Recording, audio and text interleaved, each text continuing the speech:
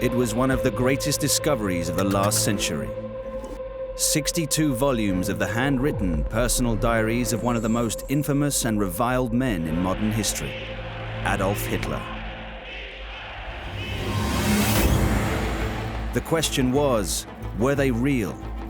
Rupert Murdoch paid a cool $500,000 for the rights to publish them in the Sunday Times, and the so-called Hitler Diaries made headline news around the world. But what was the real story?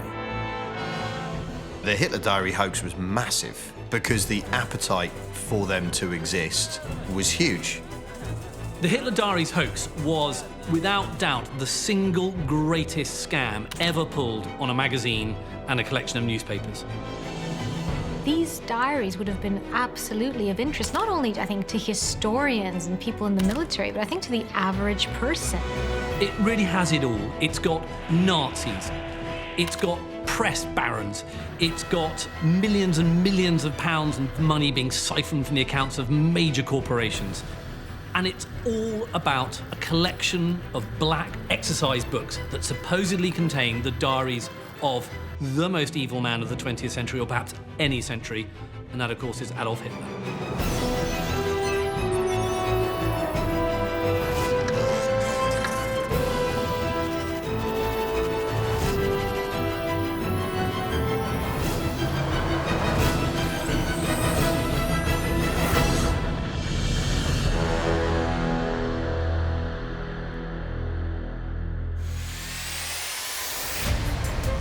In 1983, 2 volumes of A4-sized black leather diaries were shown to the editors of Die Stern, an internationally respected German news magazine, by Gert Heidemann, one of its journalists.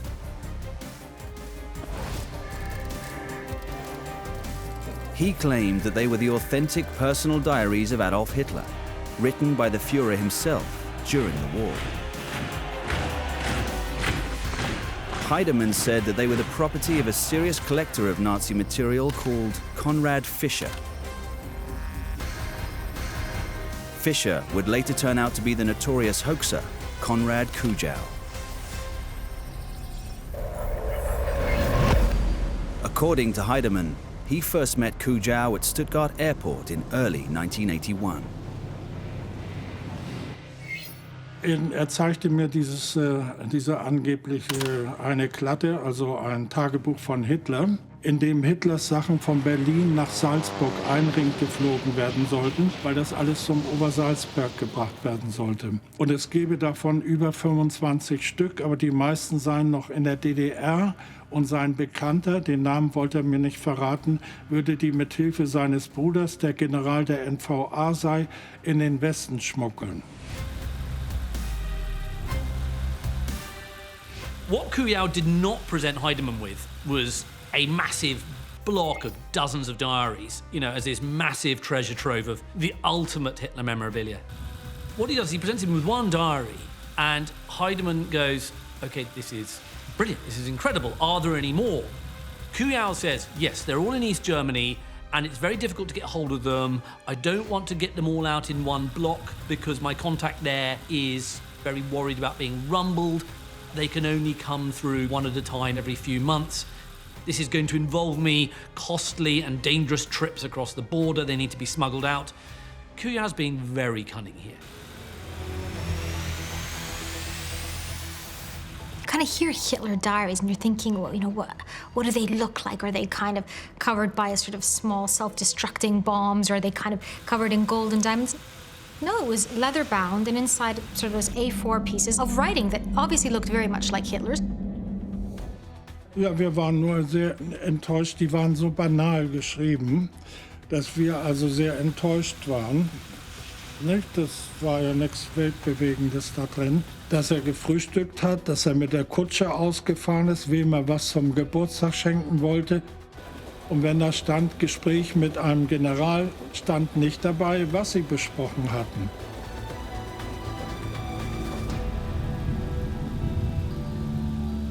They were almost just a little bit more than an appointments diary, with sort of a few notes or observations that seemed somewhat banal.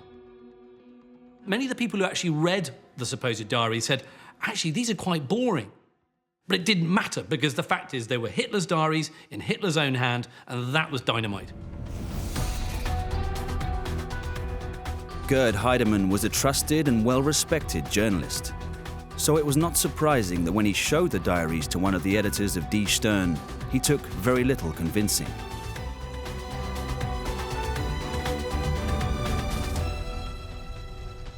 Der Chefredakteur Peter Koch und sagte, er möchte eine große Fundgeschichte schreiben. Ich wollte einfach sagen, wir haben das Material. Da sagte der Chefredakteur, nein, wir müssen eine große Fundgeschichte machen. Und so ist die Fundgeschichte überhaupt erschienen. Das war eine Idee der Chefredaktion. When Heidemann goes to his bosses and says, I've got access to all of Hitler's diaries, he's only really selling it on 1 or 2 copies. When Stern go, yes, basically, here's a blank check, go out and get them all, Heidemann is having to pester Hugh, come on, I want these diaries, saying to the management at Stern, they're coming, they're coming, they're coming. With the green light from Die Stern, Heidemann sat down and discussed a deal with Kujau.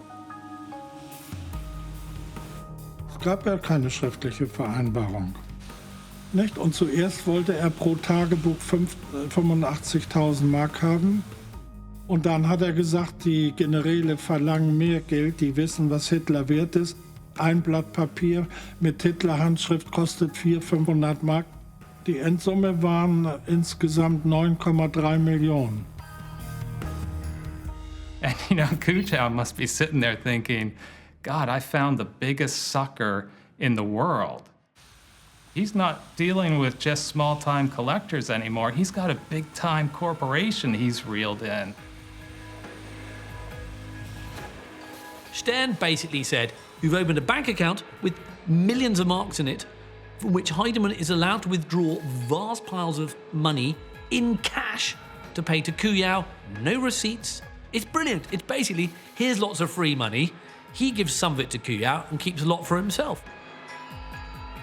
Basically wrote a couple of them speculatively, because, there'd be a lot of diaries. You wouldn't write them all before you knew you could sell them. That would be exhausting. So he wrote 2, and he went, look, do you want these? Because I've got the rest.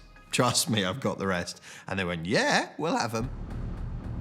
Heidemann argued that the existence of the diaries made perfect sense, pointing as proof to a little-known Nazi plan.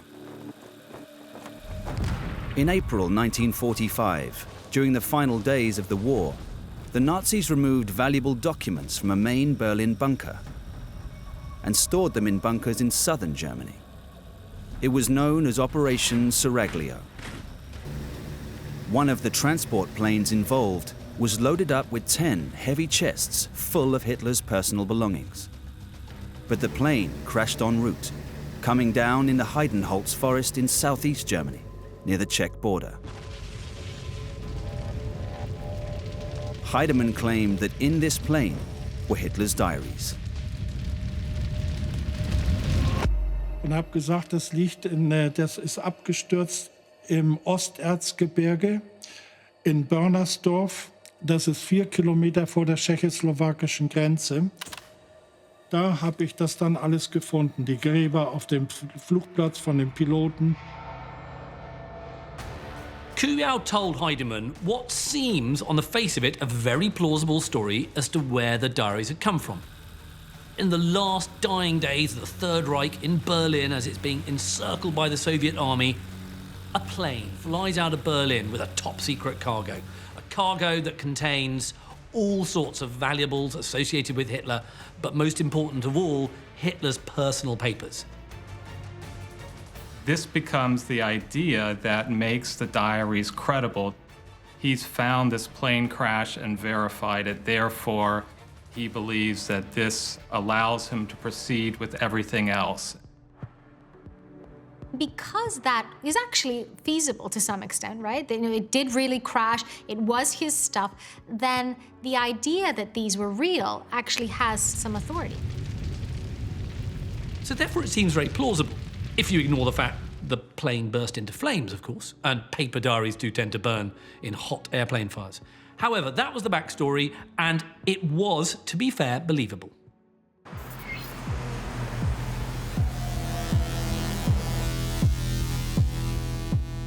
Gert Heidemann maintains an underground bunker in Hamburg in Germany, where he keeps a vast library of Nazi documents, photos, and other materials. He also has some wreckage from Hitler's crashed plane. This includes 2 intact passenger windows, which Heidemann says he bought from a local farmer.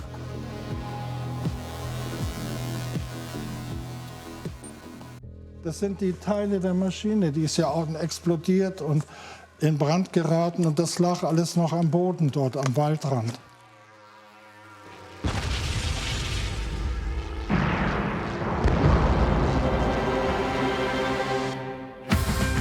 When word of the existence of the diaries reached Rupert Murdoch, he was determined to have them. In 1983, Murdoch already owned a large slice of the international media world. In the UK alone, he owned the Times, Sunday Times, and Sun newspapers. His executives contacted D. Stern and told them that they wanted to buy the worldwide rights to the diaries. A senior journalist on the Sunday Times at the time was Magnus Linklater. We were told that we were being offered exclusive rights to the Hitler Diaries, which Stern magazine had bought up and researched. At that stage, all our instincts as an investigative newspaper were to find out what lay behind this. We were told, however, that that was not going to be possible because Rupert Murdoch himself personally had arranged the deal and we were required to run the diaries unchecked. I was given 24 hours to read the first installment of the diaries and prepare it for publication. Having already put in place a deal to buy the Hitler Diaries, Linklater was tasked with trying to authenticate their content and validate Murdoch's proposed purchase. We hadn't actually seen the physical diaries at all. We had seen facsimiles of some of the pages. What we were given was an English translation. The more we read it, the more appalled we were. We were expecting huge revelations. Hitler, why I called off the invasion of England, my plans for the Jews, how they've been exaggerated, anything like that. We found nothing. We found day-to-day tittle-tattle saying Goering once again appears in an ill-fitting suit. It was pretty terrible stuff. At one stage, and say, look, maybe we just ought to have nothing to do with this. But I'm afraid we just carried on. Stern's condition of sale was that nobody from the outside should be allowed access to the diaries because otherwise they were frightened of a leak. And this, of course, is what tends to happen on these occasions, that you are so desperate for news not to leak out that you keep it from the very people who might be able to demonstrate whether they're genuine or not.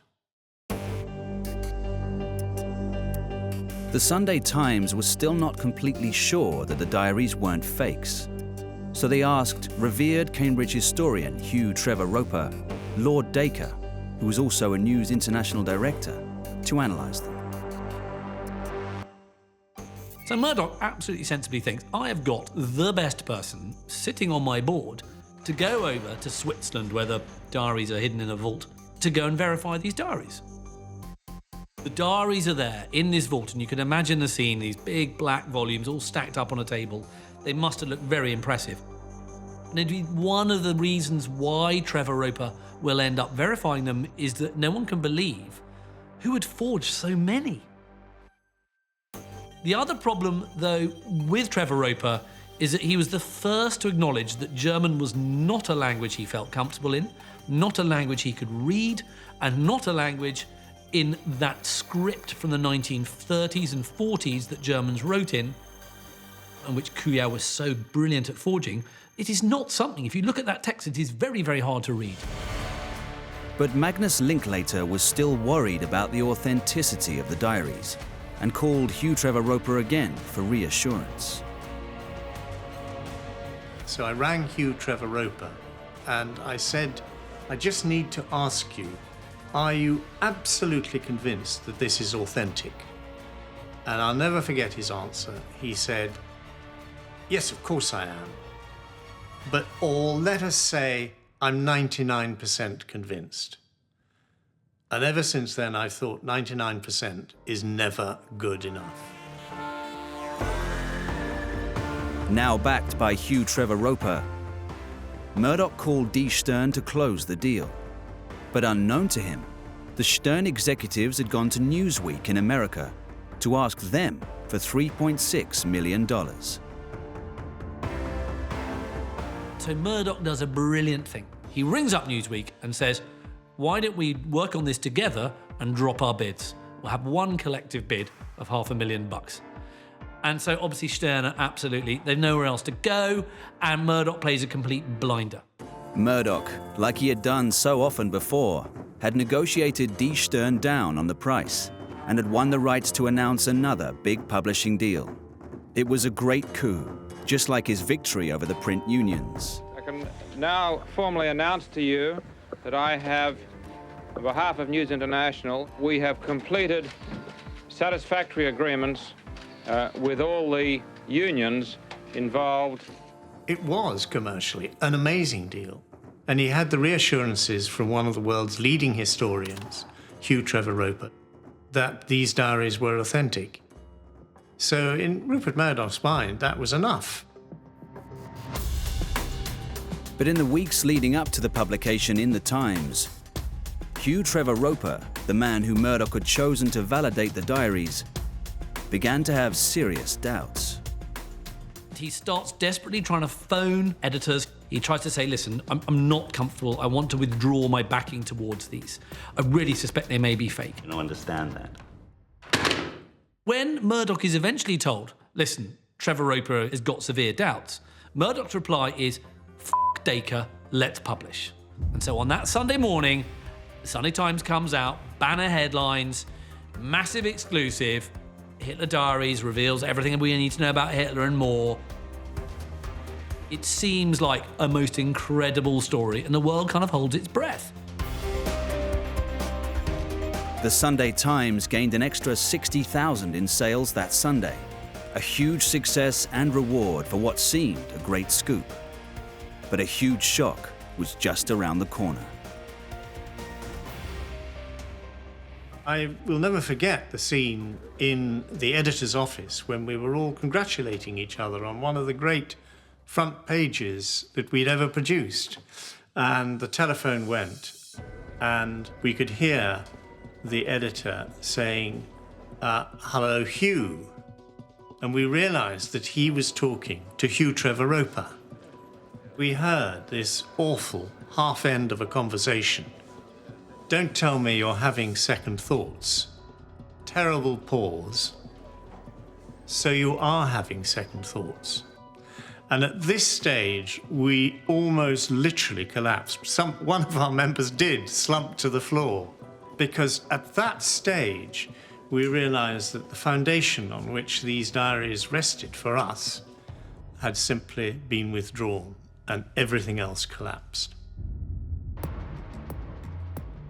The day after the Sunday Times published, Die Stern magazine held its own press conference at its offices in Hamburg to reveal more details about the source of the diaries. When Stern proudly announced to a packed news conference that they had the scoop of the century. Their ace investigative reporter, Gert Heidemann, had found 60 of Hitler's diaries. When Stern gave a press conference and announcing the publication and saying, we've tested it, we've done all the graphology, a man stands up, waves a piece of paper, which is a photocopy from the diaries, and says, these diaries are absolute tosh. That man is a man called David Irving. There's still an enormous gap between the diaries on that table and the plane crash, which quite definitely happened on April the 21st, 1945. He stood up and went, these diaries are not true, and it causes an absolute bedlam at the press conference. I remember being so distraught.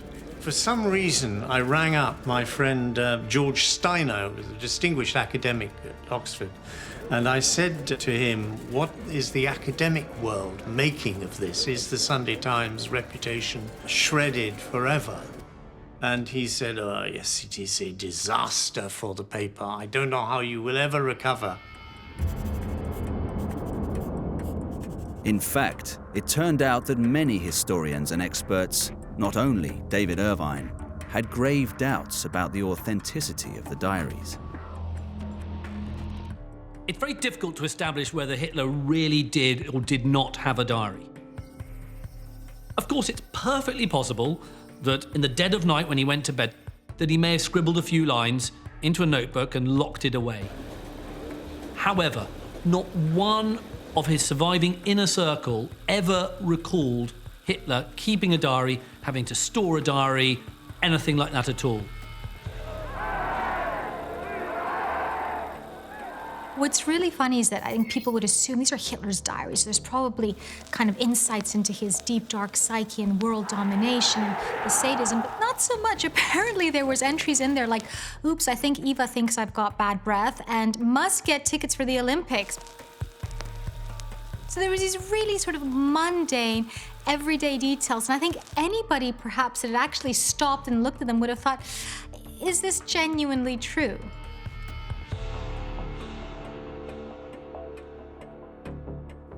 Within days of the Die Stern news conference, there was a dramatic twist to the story.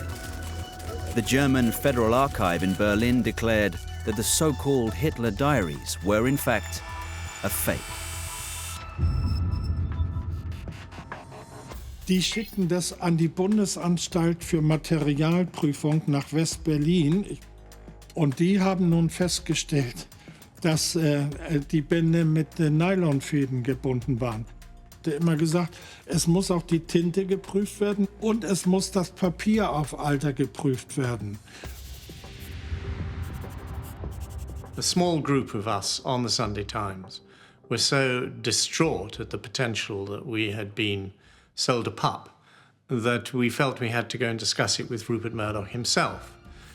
So we went to see him in his office. We were trying to find out how we could pull back our reputation from this appalling disaster. Rupert was sitting behind his desk, and I looked up at one stage and he was bored. He was bored by these journalists going on, whinging on, as he might have put it. He said at one stage, I don't know why you lot are fussing so much. After all, we put on 64,000 extra copies last Sunday. I don't think he was too bothered by the fact that we had just perpetrated an appalling fake. As most newspapers do, they had it both ways. They went, Hitler Diaries, here we go, we've got them, the biggest monster in history. And then a couple of weeks later, biggest fraud in history, we've got the information and here it all is, had it both ways. And even after the diary story ended, they still kept 20,000 of those readers. So it didn't matter to Murdoch whether they were fake or not, because he was still making more money. Even though these diaries ended up not being true, they sold just as many papers because the next headline was, oh my gosh, can you believe these aren't true? And can you believe that these horrible people duped us? Win-win. The German police were now heavily involved in what was clearly a crime. Within days of the National Archives revealing that the diaries were clever forgeries, they released the name of Konrad Kujau, the forger, and explained how he'd created the fakes. Once these diaries were made available to the German archives and you actually had professionals looking at them, it didn't take years or months. It took a few days for them to realize that actually these were absolutely fakes. And the smoking gun was the type of paper and glue that was used in the diaries. So that, the paper dated from, I think, somewhere in the 70s, and likewise the glue wouldn't have been around back in the 1930s or 40s, whenever they were dated from.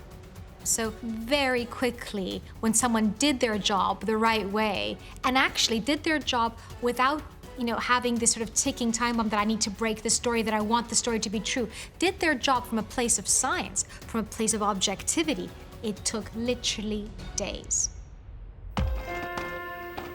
The Sunday Times itself carried out tests on one of the Hitler diaries. They too concluded that, based simply on the age of the paper, the diaries were forgeries. We had actually finally managed to get hold of a copy of one of the diaries. And the first thing we did was we sent it to a leading agency which examines forensically things like binding, paper, the glue. They came back and said, by the way, this is modern paper. It's been stuck together with modern glue. If we'd had that information just 24 hours earlier, we could have pulled back from the whole thing. But there was one more crucial and incontrovertible mistake in the diaries. The most notorious mistake, very bizarre and amusing, was that on the front of each notebook he put Hitler's monograms, and they were the initials FH. Nobody stopped to think, why are the initials FH on the front of Adolf Hitler's notebooks? The reason is because it was this fancy German script, and Kujow had mistaken the F for an A. That right there, it should have clued into somebody that this doesn't look right.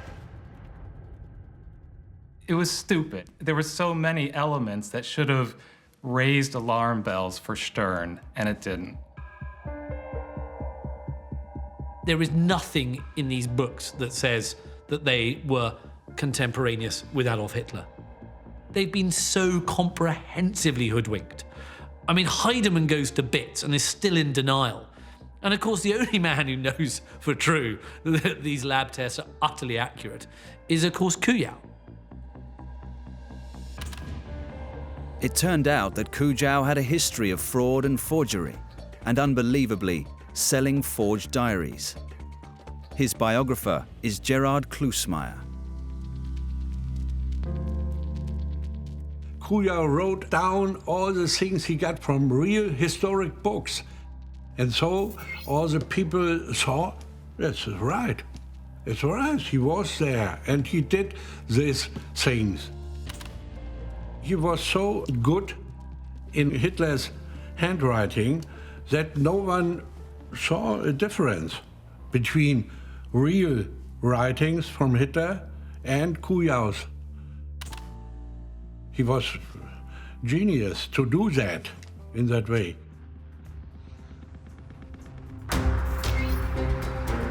Several of the forged diaries are today kept in a museum in Bonn, and Peter Hoffmann, the archivist, agreed to remove one of the volumes from the archives.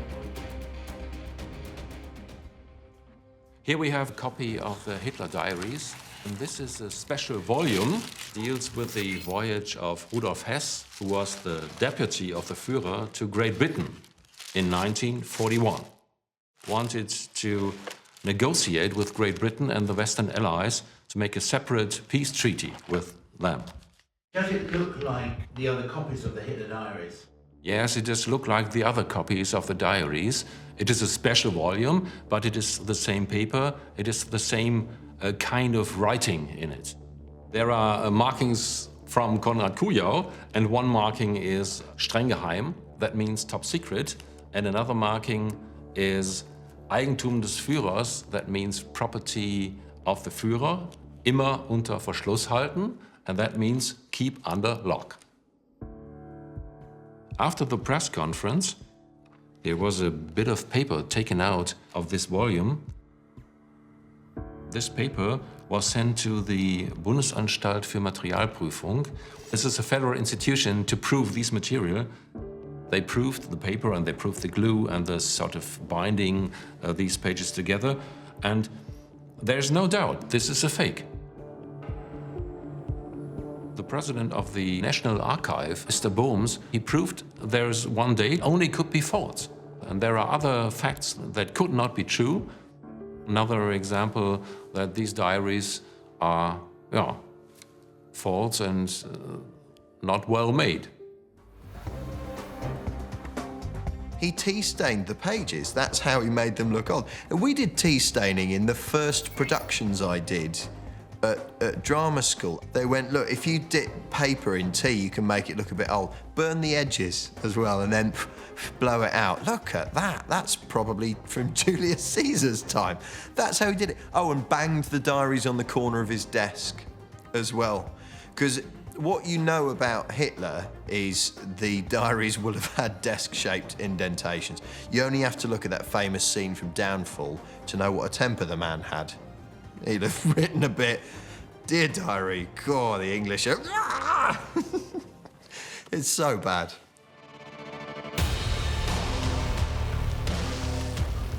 Gert Heidemann still claims that he was the innocent party in the affair, and that he believed the Hitler Diaries were real. He says that he was duped by Kujau. Weil ich hatte ja so viel Bestätigung, nicht, dass nicht weit von dem Absturzort des Flugzeuges geboren und aufgewachsen war, in Löbau. Generäle alle bestätigt, dass Hitler Tagebuch geschrieben hat, General. Also ich hatte nur Bestätigung. The big question is, how much is Heidemann a believer in the diaries? In some ways, the jury's out. I suspect in his heart, he knew they were fakes. But he was so desperate to believe. Why? For two very important reasons. One, he was very, very short of money. He had bought Hermann Goering's yacht that had cost him millions of marks to try and restore. Millions of marks he didn't have. The Hitler Diaries, if true and if published with him at the helm, would make him millions, more than enough to restore Goering's yacht. The second reason why I suspect that Heidemann was so keen to believe in these diaries was that he had an absolutely sort of maniacal desire to collect as much Nazi memorabilia as he could. Anybody who went to his flat would look at it and go, oh my God, it's like a sort of shrine to the Nazis. You know, around the bed of him and his wife were pictures by Hitler. And one reporter says, how could you sleep with these sort of Hitler memorabilia around your bed? And his wife answers, how could you sleep without them? I don't think actually you really have to choose, was Heidemann a true believer? Was he just out to make money? I think it was a combination of all those things. Maybe somewhere in the back of his mind he had suspicions, but when you're skimming off millions of marks, you just put that to the back of your mind. You don't really care about that. It's one of the wonderful, bizarre things about the human mind is we can just compartmentalize away things that might challenge the bad things we're doing. I think what's so difficult is to unravel negligence from, you know, this intense desire to have your story of a lifetime. And I think that's what's going on in Heidemann's case. Was there intent to deceive? I don't think so. I think this person had been a historian with a fascination in this area. He was coming sort of this climax in his career that could have sort of grounded him as a huge figure in history himself. So he wanted it to be true, and no doubt that clouded his judgment. Now, does that make him a bad person, or does it make him just a weak person? I would argue probably the latter more than the former. Konrad Kujau, he will admit to being the man who wrote the diaries, and not Adolf Hitler. There is this photograph of him holding them up with a big grin on his face. He knows he's hoodwinked the entire world, and been the recipient of a vast amount of money. The man who goes to pieces is Gert Heidemann, who knows that finally his reputation is absolutely irreparably in tatters. And absolutely no one will ever take him seriously again. It's interesting that Heidemann was also sent a photograph of Hitler's bedroom in his bunker. In the background can clearly be seen more than a dozen dark-covered books, which are very similar in size and make to the so-called Hitler Diaries. Heidemann believes that these could be copies of the Führer's original, real diaries. Heinrich Hoffmann sent me this picture and wrote, "Dear Gert, I have seen the books in Hitler's sleeping room, and this book's like the diaries from Hitler, all the black books here."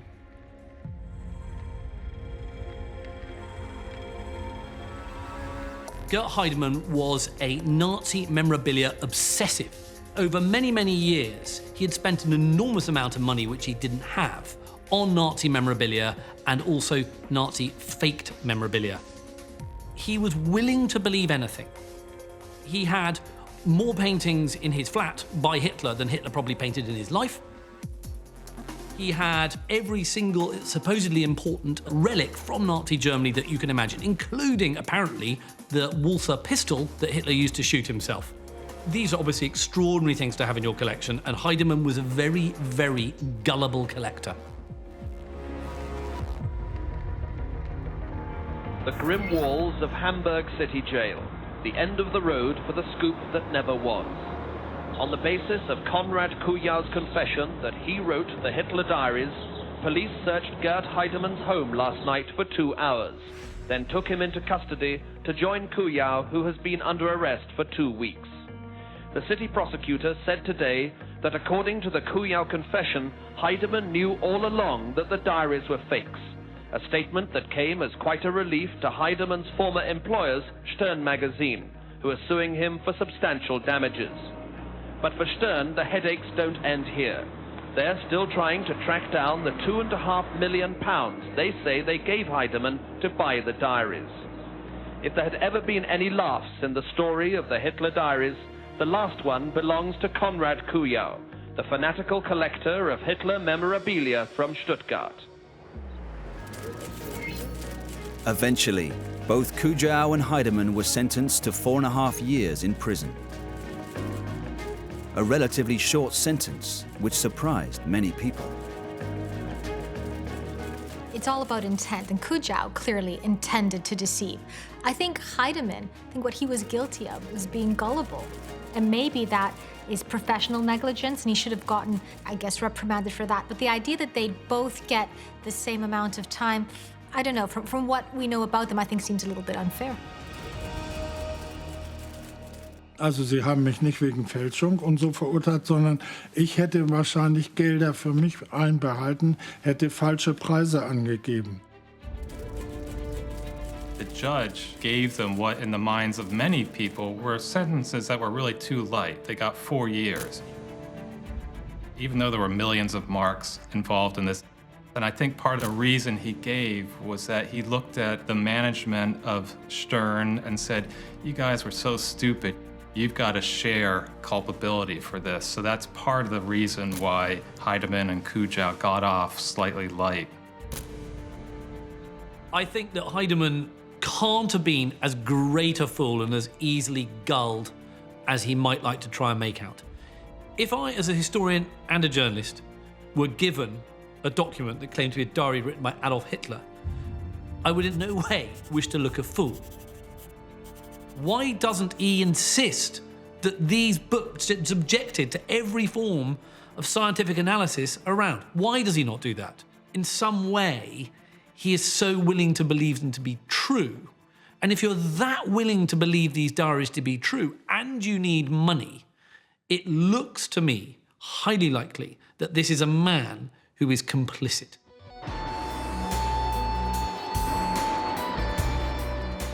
In the end, the whole sorry tale was splashed across the world's media, complete with endless examinations of who did what, why, and how. Meanwhile, the alleged perpetrators languished behind bars.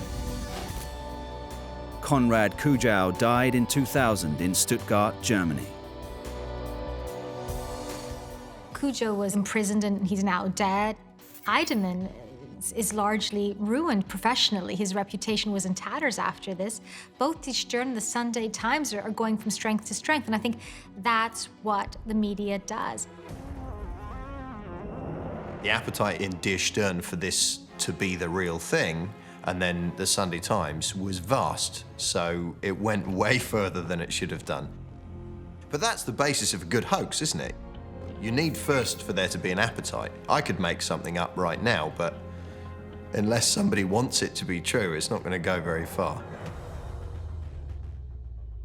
Not only had we carried a story that was patently false, also we had undermined our own reputation as a great investigative newspaper. This is what we were meant to be good at.